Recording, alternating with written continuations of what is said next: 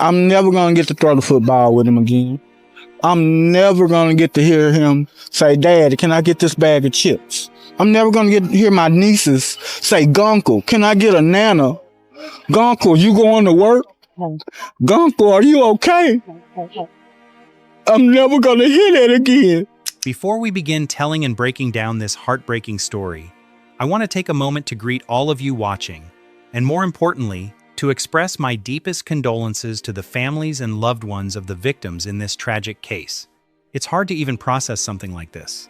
I find myself thinking about what it means to be a father, someone who brings children into the world, raises them, watches them grow, cares for them, protects them.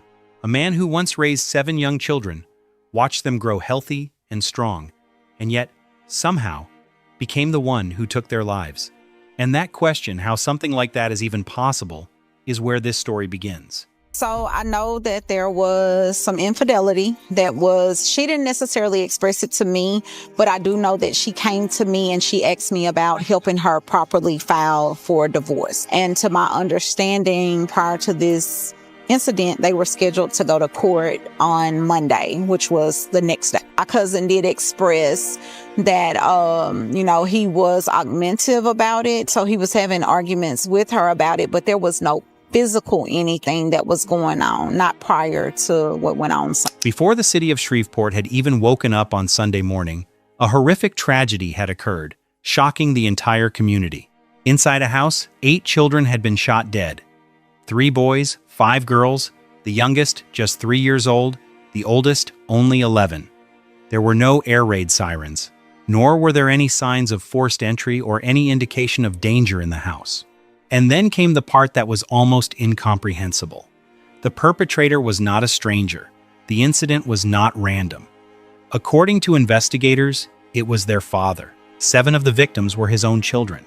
His name was Shamar Elkins, 31 years old, a former member of the National Guard, a former military serviceman, a familiar neighbor, someone who until that morning had seemed like just another familiar face.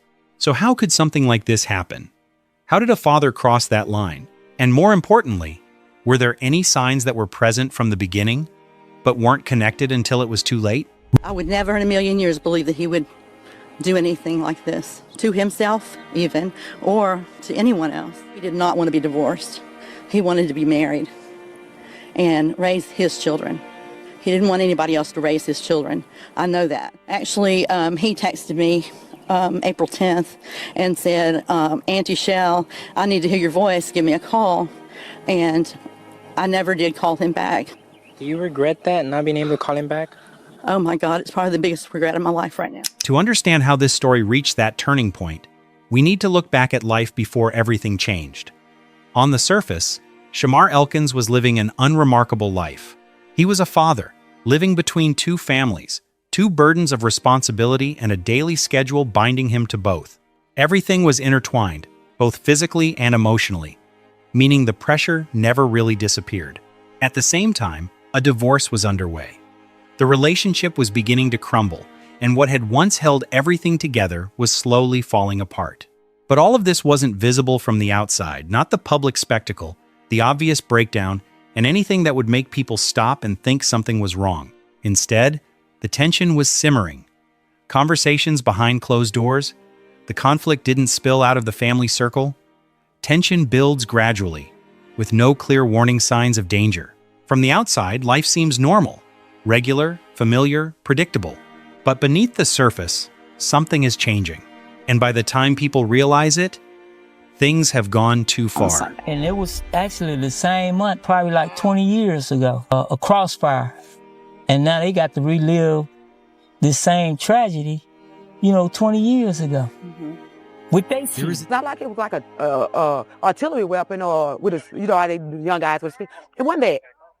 And that's what I don't know. So we need effort. As investigators delved deeper into Shamar Elkins' background, a different picture emerged.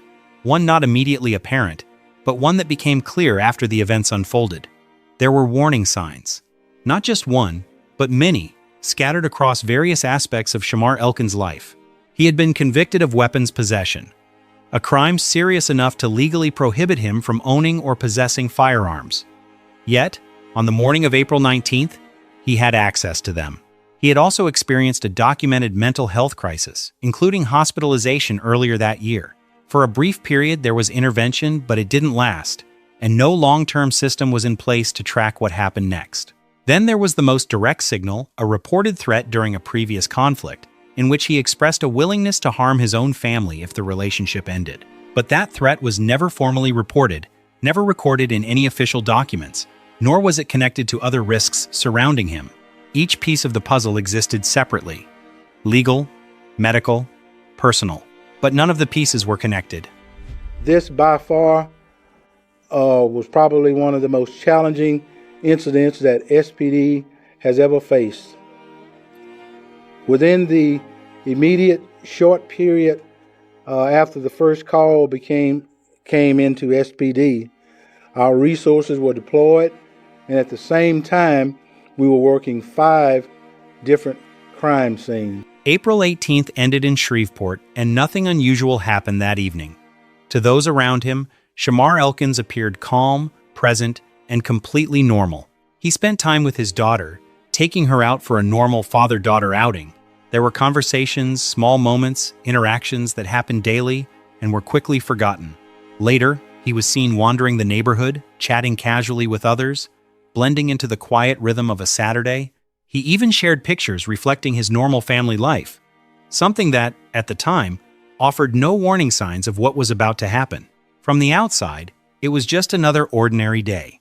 Nothing disrupted the rhythm of life or signaled danger, nor anything made anyone stop and think that these were the final hours before everything changed. And that's what makes this moment so unsettling in retrospect. Because while everything seemed stable on the surface, something was changing beneath the surface quietly, invisibly, and without interruption. The last normal day before everything fell apart. We are not sure there was an exchange of gunfire. It has not been determined yet what was the exact cause of death. Our Louisiana State Police is investigating that, and I would have to defer all questions concerning that portion of this incident to them. By the time the first call came in, the situation was already becoming complicated. Around 5:55 a.m., the first 911 call reported a shooting. At that point, it seemed like an isolated incident. Isolated, under control, something police could respond to quickly. But within minutes, things began to escalate. By 6:01 a.m., officers had arrived at the scene, entering a more complex situation than anticipated. Then just minutes later, at 6:07 a.m., another call came in, only about a second location. That's when it became clear this wasn't an isolated event. It was connected, and it was still ongoing. As information continued to be updated, the timeline narrowed. Officers moved between locations, trying to understand what had happened and whether the suspect was still nearby. Then, at 6:29 a.m., the situation reached its climax. Law enforcement confronted the suspect. A confrontation ensued, ending the operational phase of the operation. By 7:03 a.m., less than an hour and a half after the initial call, the suspect was dead. Everything from the first shot to the final outcome happened in just minutes. It all happened in less than 90 minutes. In a situation here in Shreveport with this crime that was committed, and I was just like everybody else, seeing and hearing and learning about it on Sunday, and shocked and horrified, and wanting some accountability, wanting to know that there was some piece of justice that was going to be done by the people who are investigating what happened. All evidence and indications are that this erupted as a domestic dispute between parties that led in that direction. And the chances are good that this was not the first time. The violence didn't happen in one place. It moved around. The first shots were fired at a house connected to the suspect, where a woman was attacked and seriously injured. That moment alone created a serious crime scene. But it didn't stop there. From that location, Shamar Elkins moved to a second house in Shreveport where several children were inside. It was still early morning. Most of the children were asleep.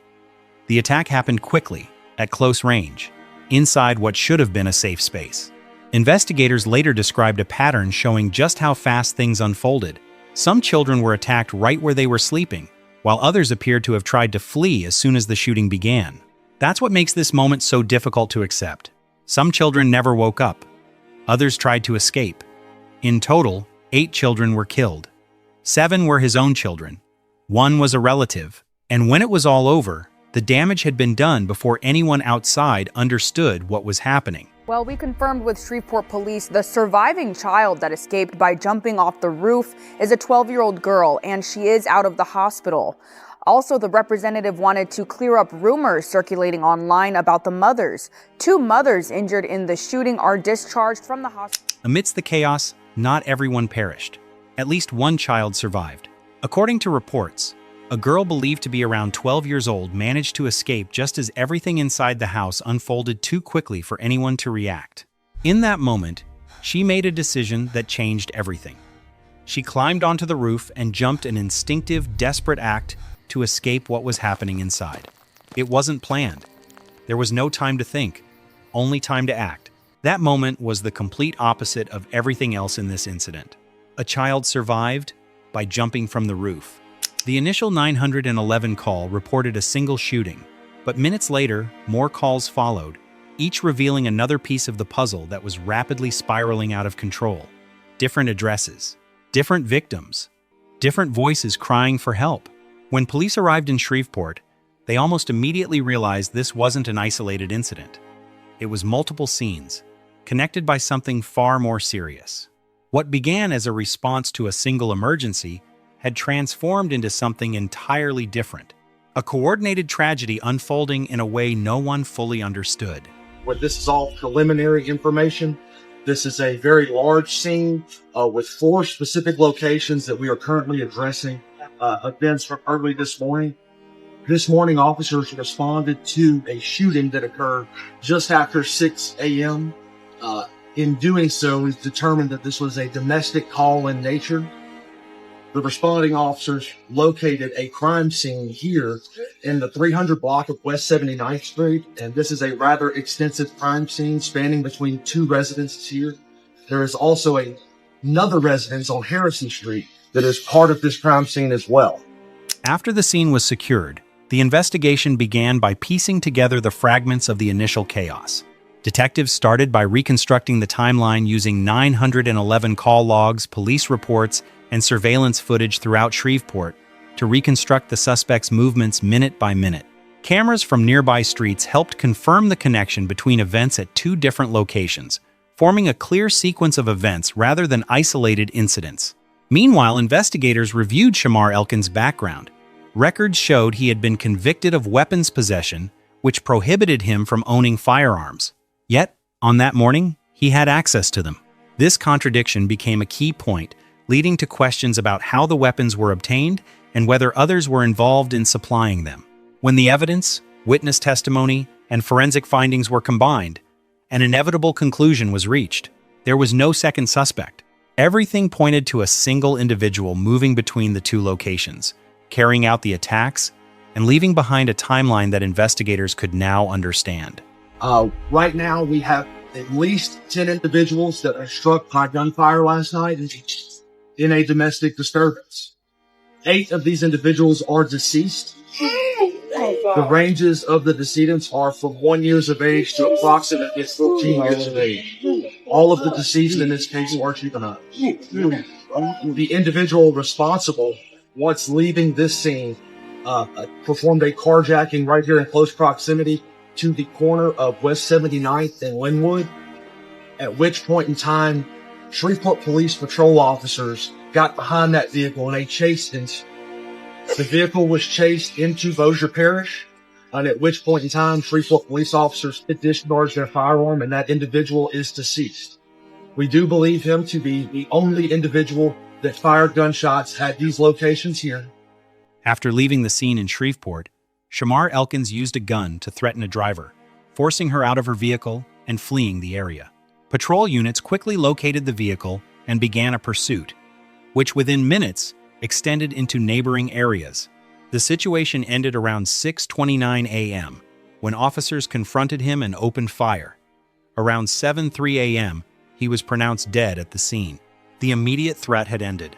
But one detail remains unclear. It is still unclear whether the fatal shot was self-inflicted or the result of a confrontation. Apparently, the shooter started at one place and shot someone who he had a relationship with or was in a relationship with.